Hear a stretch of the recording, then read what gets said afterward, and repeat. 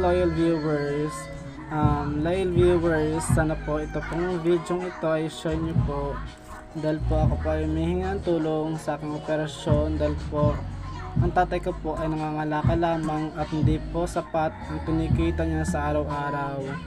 Sana po sa mga artista, sa mga vlogger, sa mga content creator, sana po ito pong video kong ito ay mapansin niyo at maabutan niyo po ako ng tulong.